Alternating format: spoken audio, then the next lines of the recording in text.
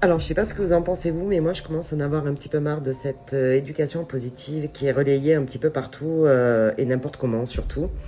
Moi j'aimerais parler plutôt d'éducation bienveillante et respectueuse des besoins de l'enfant. Les besoins de l'enfant, c'est bien sûr les soins qu'on lui apporte, hein, que ce soit la nourriture, le sommeil, médical, enfin voilà. Il y a l'amour inconditionnel, la bienveillance, voilà. Mais il y a aussi poser des cadres et des limites. Leur apprendre à gérer la frustration, la colère, le non, l'interdit. On vit dans une société qui est régie par des lois, ce qui permet le vivre ensemble. Mais le vivre ensemble, ça s'apprend. C'est pas quelque chose d'acquis. On voit de plus en plus de parents en burn-out, en épuisement parental, des enfants qui sont en permanence, en recherche permanente de limites, à tout âge. On en voit même à 16-17 ans qui recherchent encore des limites, mais bien sûr, les limites de 16-17 ans ne sont pas les mêmes que quand on les pose à partir de 3 ans. Et ça ne se fait pas dans les mêmes conditions, c'est-à-dire qu'à 17 ans, c'est quand même plus compliqué. Arrêtez de vouloir être des parents parfaits, de vouloir être des potes de vos enfants. C'est pas comme ça qu'on crée de la confiance, qu'on crée du lien avec son enfant. Vous êtes les parents, vous êtes l'autorité. Alors je parle d'autorité et pas d'autoritarisme. Reprenez du bon sens.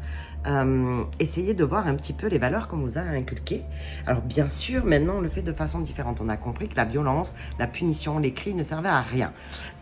Bon, des fois ça fait du bien. Moi je vous avoue que j'ai eu crier, ça fait du bien. Mais c'est pas constructif, on est bien d'accord. Il y a d'autres façons de faire. On peut se tromper, on peut crier, on peut s'énerver à condition de réparer derrière. Par contre, on ne cautionne pas les comportements.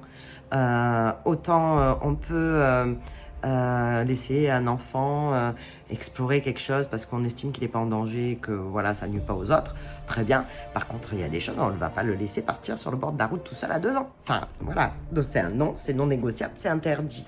Donc, il va pas être content, il va être frustré. Ben oui, ben c'est comme ça parce que c'est dangereux pour toi. Donc, s'il vous plaît, s'il vous plaît, s'il vous plaît, du bon sens. Il existe tout un tas de professionnels qui sont capables de vous aider à apprendre les techniques pour gérer des crises, pour poser des limites claires, saines, sans violence. Profitez-en, mais écoutez les bonnes personnes, s'il vous plaît. Rapprochez-vous des bonnes personnes qui sont là pour vous aider, qui ont une connaissance de la psychologie, qui ont une connaissance des besoins de l'enfant. Voilà, donc n'hésitez pas. Donc je vous dis bon courage. Arrêtez de vous prendre la tête.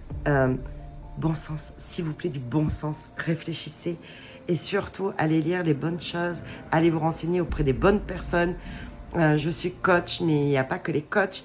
Il y a les éducateurs, il y a voilà, plein les puéricultrices. Voilà, plein de personnes, plein de professionnels qui sont là pour vous aider, vous accompagner. Mais par contre, voilà, encore une fois, du bon sens. Vous n'êtes pas leurs potes. Vous êtes leurs parents et je vous assure que plus vous mettrez un cadre et plus il y aura du respect, de la bienveillance et plus vous aurez de la complicité avec vos enfants plus tard.